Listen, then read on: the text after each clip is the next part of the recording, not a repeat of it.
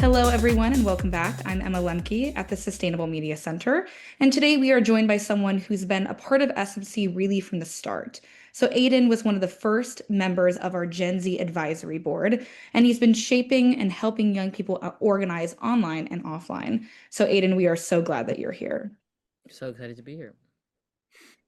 So I just want to start by saying, like, so I had never read your bio, and then I read it because I knew we were going to talk.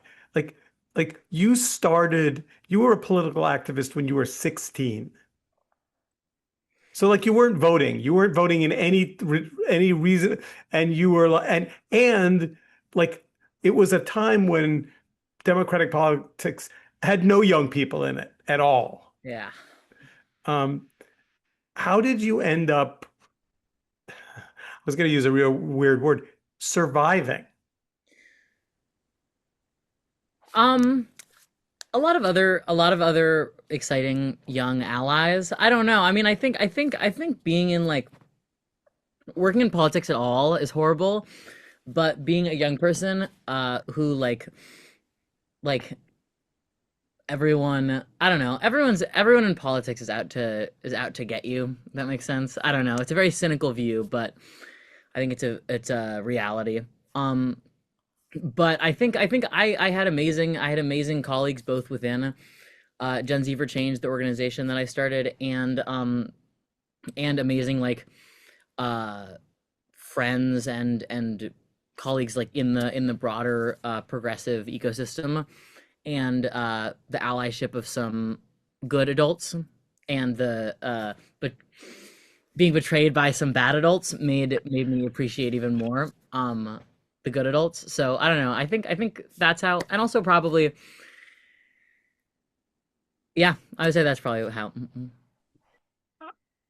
You said something to me the other day when we were getting ready to have this Zoom about your improv group, which I did not know about, but it made all kinds of sense to me immediately I because I'm the that the the co-president of On Thin Ice, Harvard's oldest improv troupe and the only improv troupe in American history with a Supreme Court justice alumni, believe it or not.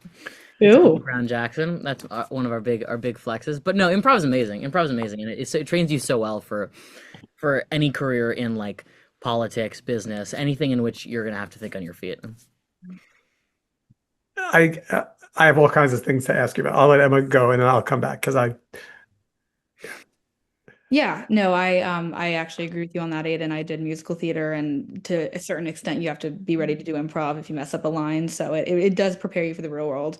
But alongside that, you are a creator, again, outside of politics, you are, I'd say, a comedian. You're a friend of mine, someone who shares a lot, I think, about yourself with your audience and the people around you.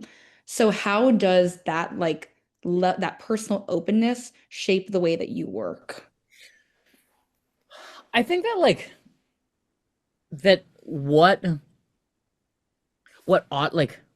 audiences demand, and what is in demand right now politically, is authenticity. I think like everyone, we are so used to politicians and people in politics like triangulating into a total void of any meaning, where you can't, where it is so crystal clear that they you can't even say they don't mean what they say, because they're not even saying that they mean anything, or that they believe anything. And I think that like in the same way that like young people right now, like I think why the people on social media who have been most successful are the people who feel most sincere and authentic, and like they're bringing their true selves to their audience, whatever that means. Have succeeded is the same reason why people in politics like Zoran Mamdani are succeeding, is because they're sincere. They are not afraid to directly answer questions and to show vulnerable parts of themselves on social media. I want to get to Mondami, but not for a minute. So I want to start with Biden because when you were doing that work, there were lots of people around you saying, Aiden, seriously, like he's not our guy. He's grandpa. Like you were fighting an uphill battle and you believe, I mean, like, I don't think you were being disingenuous. I think you believed it, but something, I mean, I think I it's a believed different it. world. Yeah.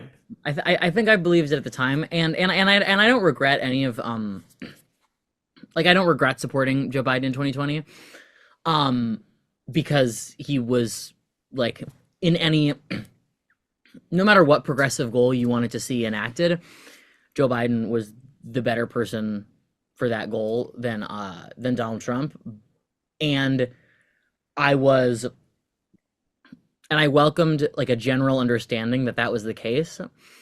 By mid like 2022, it became clear that Joe Biden did not understand that he was elected as a one-term president, um, and elected as a transition candidate, and it was clear that he was going to try to hang on to power no matter what, even if he was wildly unpopular with young people over a wide range of issues starting in 2023, especially whether it be um, his approval of the Willow Project and approval of various fossil fuel permits, or his, I think, morally reprehensible conduct around supporting Israel's genocide in Gaza, or even something like his support out of nowhere for banning TikTok rather than pushing like comprehensive data privacy regulation.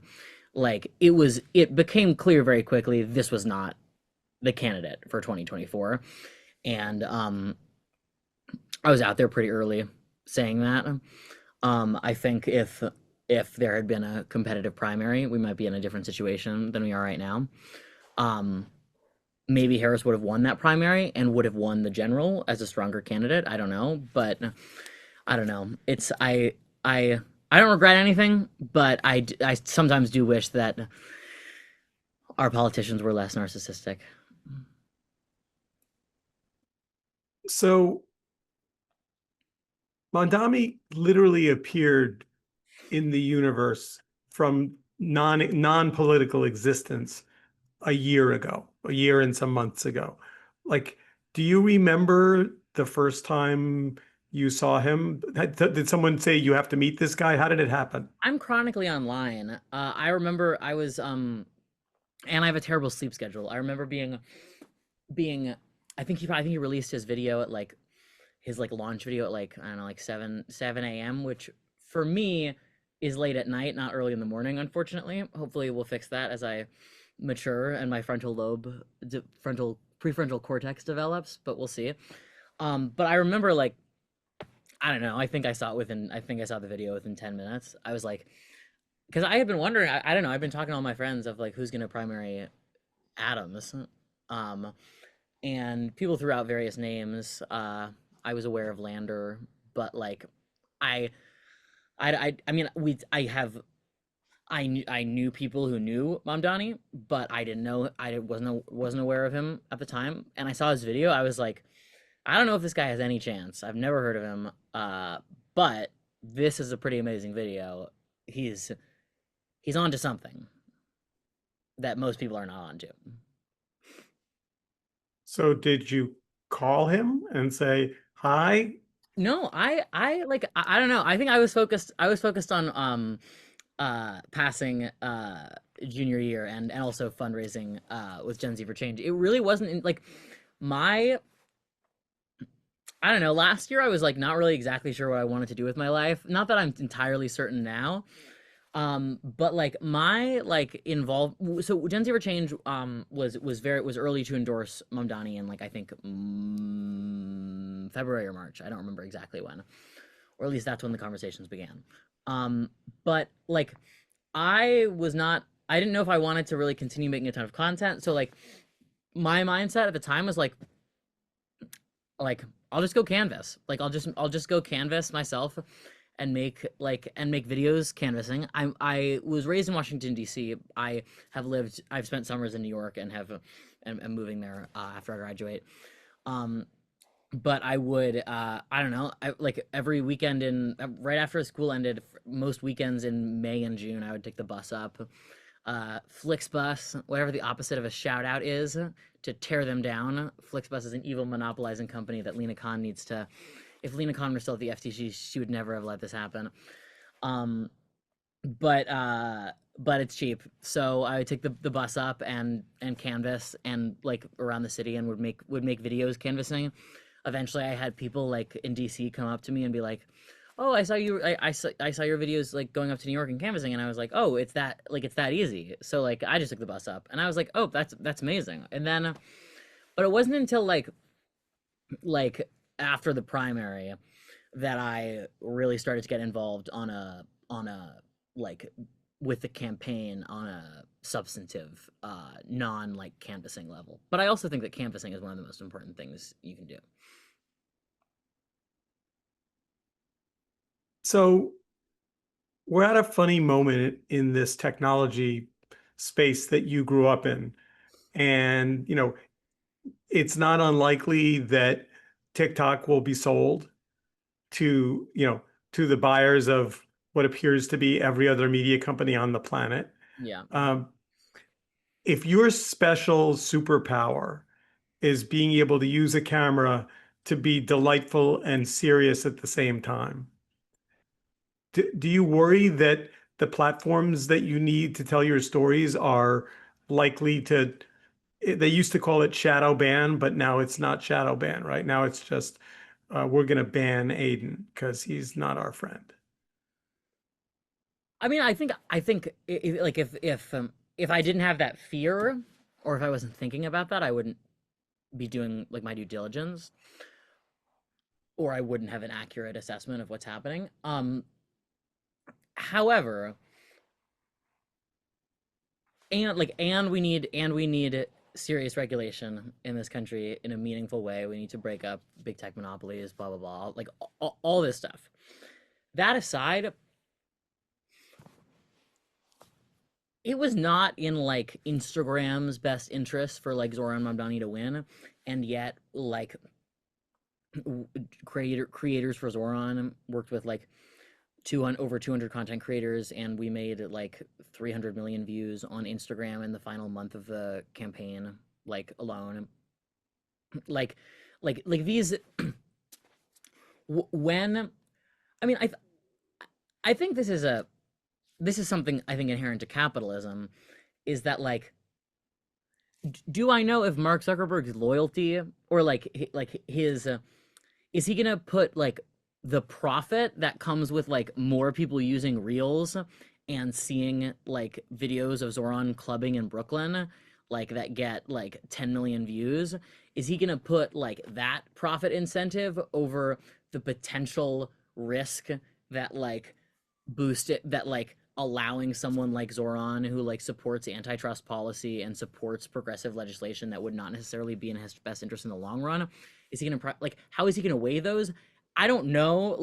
But to me, the strategy just has to be like push for, like, recognize that like that everything is horrible, like tech wise, like things are out of control, like everything that we ever could have feared is coming true.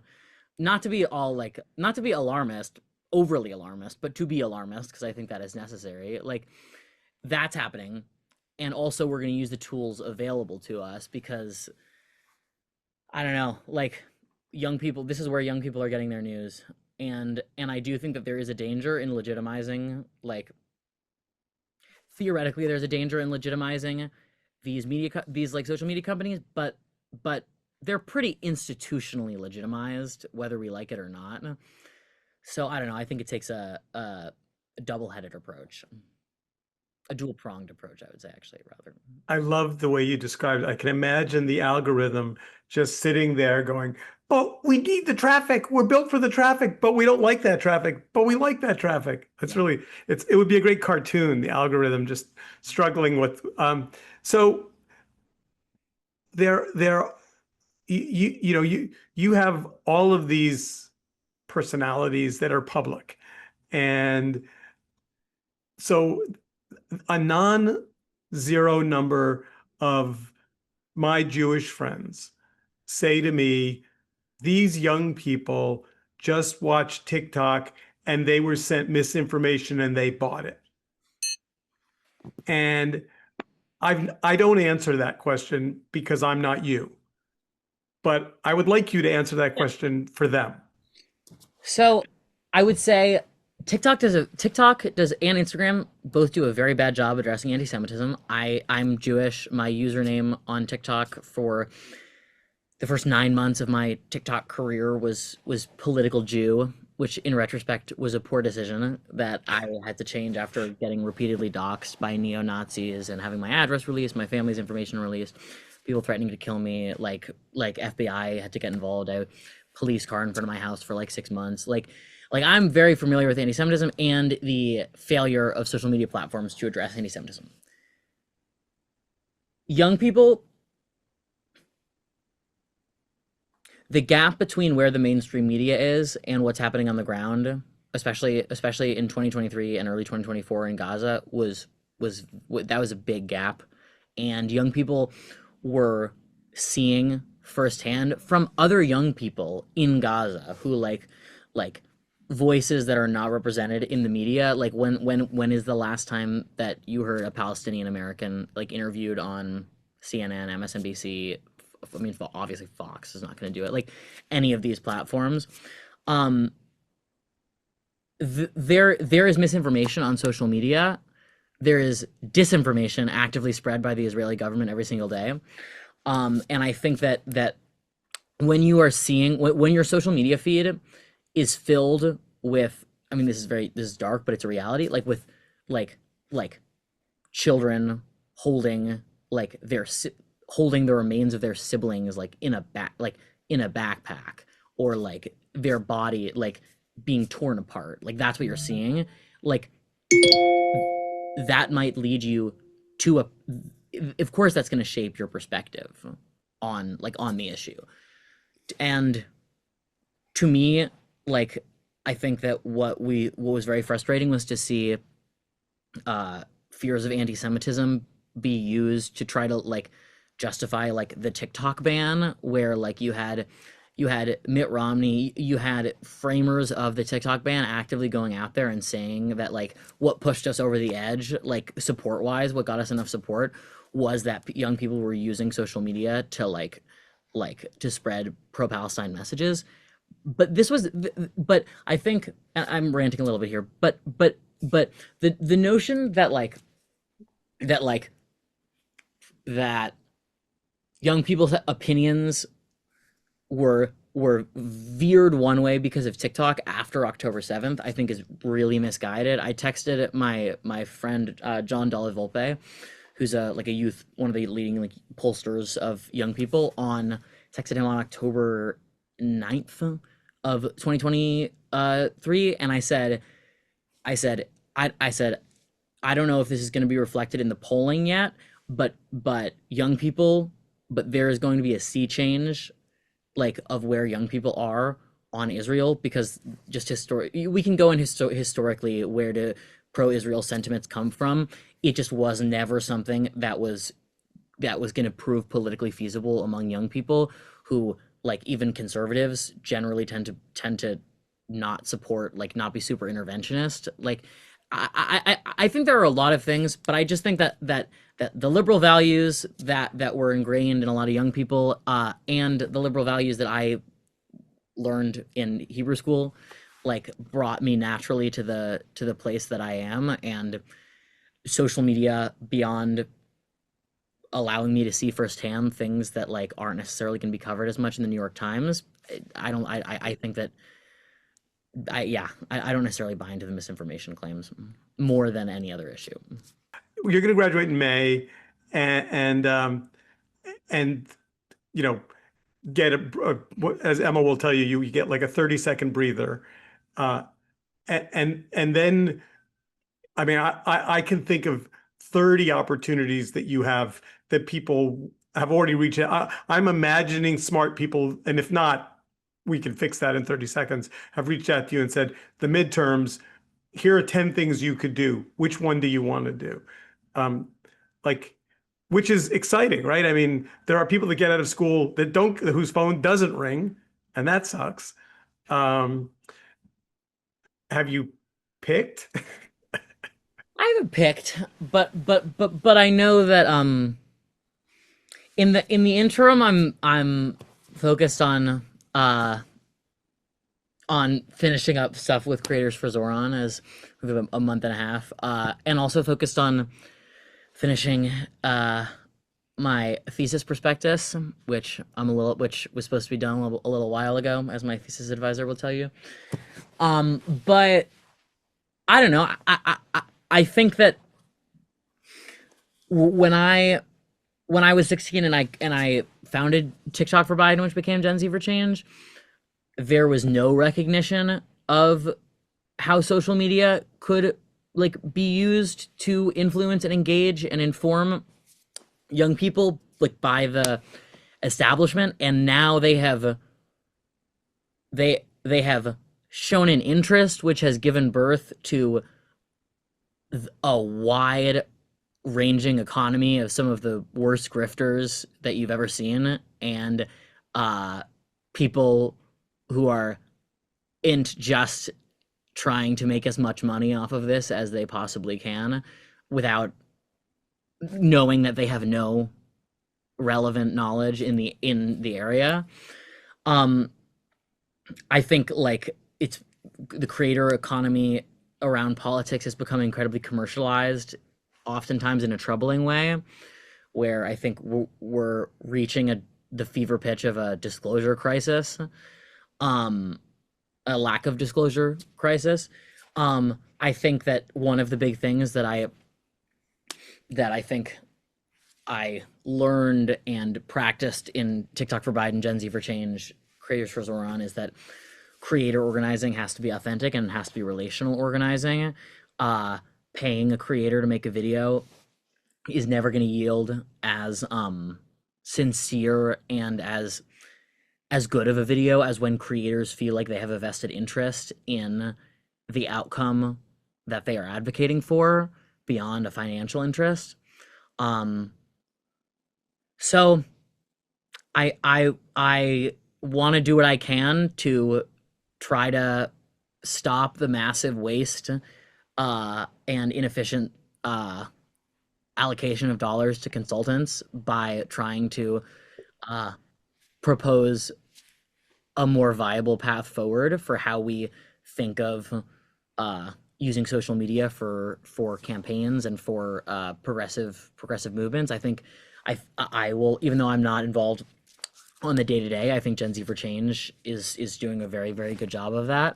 As we're all creators ourselves, we're all organizing around this, um, and working with creators from that perspective. Um, but there's a lot going on. There's a lot going on in the progressive movement. A lot to be excited about. The Zoran's rise is unlike anything I've ever seen. Uh, Primary challengers are going to be coming right and left, and for Congress, there's a lot going on. But first, I gotta finish my thesis before I start thinking about that. You just made a distinction that I think is really interesting, which I never thought of, which is the difference between creators, political creators, and political influencers. And influencers, you call them up, you say, I have this much money, and they hold your product up and they say its name and they smile. And political influence, I mean, and they'll kind of be for hire. Creators are about their own brand and they won't be bought and paid for in the same way, hopefully. I think it's less of a distinction in like identity and more of a distinction in how you approach. Because I don't like I'm not like criticizing like if you're a creator and like I don't know, Planned Parenthood comes to you and is like, we want to promote like reproductive justice and reproductive autonomy, like go make a video like advocating for that stuff. That's great. Like I'm not faulting anyone there. Um and I think like what you the utility of a political creator and a political influencer can come from the same person, like can come from the same person. Like I think it really just depends how. I think it's a top-down approach of how you're approaching creators and how you are what you are proposing to them of like we are going to work together to reach a more progressive future. I think that can only work for candidates who speak to first and foremost to cost of living and appeal to young progressive intuitions. I think like Hakeem Jeffries would not there's there's not going to be a creators for Hakeem Jeffries, and if there is, it's going to be a multi-million dollar effort compared to the $0 effort of creators for Zoran. Having said that, though, Zoran was Zoran before someone pointed a camera at him.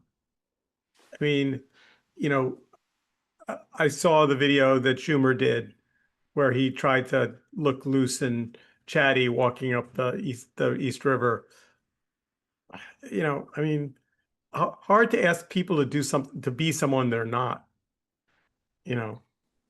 I think that's a big thing. I also think that like I worked for Ed Markey in 2020, and did TikTok, started his TikTok. He was the first senator on TikTok. Markey's not the most like camera friendly person. But he seized a wave of massive youth support against a much younger challenger, Hmm. like in 2020. So I really think first and foremost, yes, the personality and the candidates, who the candidate is matters, but what matters a lot more is what they believe. I think you could have Hakeem Jeffries could have Zoran Mamdani's personality, and he's still gonna, if he hosts a creator briefing, like Hakeem Jeffries decided to host his first ever creator briefing 2 days after we held our third creator briefing. Uh, Invitation is the highest form of flattery. Yes. Uh, and if you saw the videos, you have a million creators being like, "Why do you take money from APAC? Like, why don't you support Medicare for all?" Being it was a very hostile briefing because people don't trust him. People view him as bought and paid for. There's no sense that he is authentic and fighting for the things that young progressives care about. And so it's not going to yield the results that a Zoran creator briefing is going to yield.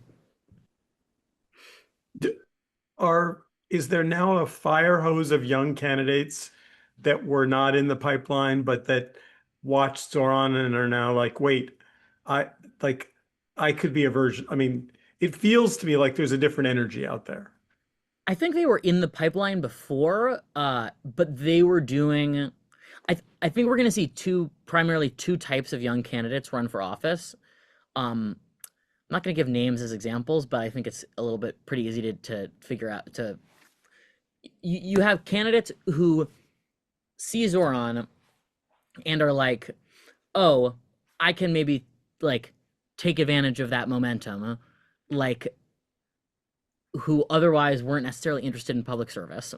And I will use a name, Jack Schlossberg, uh, who I who I first saw on TV in 2020 when he spoke at the DNC. I thought he was gorgeous. I thought he was funny. Followed him on social media. That man should not be in Congress, and that's not just because he opposes DC statehood, but it's clear that it's clear for some candidates that like it's just opportunism.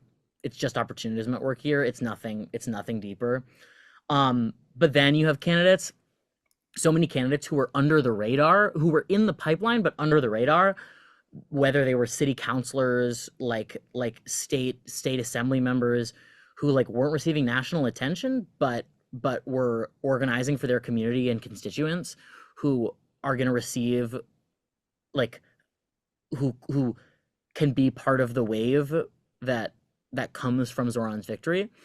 Um, but so yeah, we'll see. And I would hope that we'll see that the young candidates who prevail are the ones who really have something to say and have a reason for running beyond boosting their own profiles. But we'll see. So I know you've thought about this. So you're at this fork in the road, partly because you're graduating, and partly because the world changed, in part, in because of work you've done and a lot of your colleagues. So now you're at this fork in the road where you're like, okay, I've spent more than my fair share of time inside campaigns, and so like there is an insatiable need for people who are capable to run campaigns. That's like there's a sucking sound of lack of talent in that space. And so like anyone who's trying to think about how to navigate in this new digital world, has either called you or called someone you know. There's also another version of the universe where Aidan runs for office. No, there's not. I don't think so. Okay, all right. Well, I wasn't sure you'd be as positive about that. I don't think so. I mean, I think part of it is that I'm from DC. I mean, I think I will live in New York, but like I just running for office has after growing out of my 6-year-old like delusions. I was like, I think I can use my talents a lot more effectively. I mean, my plan is to still be in the long term, still be a public defender. Like I I don't know. I think politics corrupts very easily. And I wanna do whatever I can to use whatever knowledge I have to advance progressive change.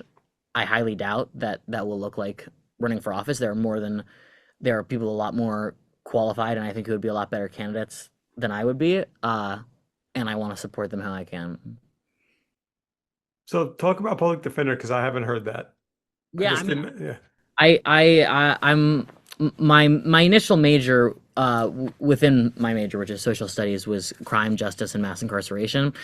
Now I changed it up a little bit to institutional power and reform in post-war America. But I think the criminal legal system is one of the biggest issues facing and exacerbating other issues in over the past 50 years, and I think it's one of the places where injustice is so built into the infrastructure of like of existing institutions. I view being a public defender as one of the ways that you can put those beliefs into practice. Was also raised by lawyers, and that certainly helps. Last question. What gives you confidence that your generation is going in the right direction?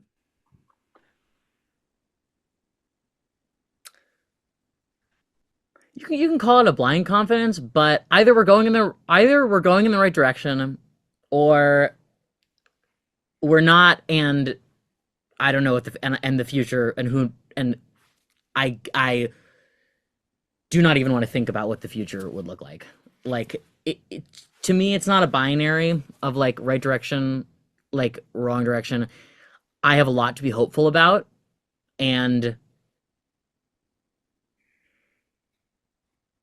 hope is really the only thing that can sustain you in this work, at least for me. So I want to continue do what I can, whether that's alleviating harm or trying to fix things. I, but on a practical level, Gen Z is the most progressive generation, and people.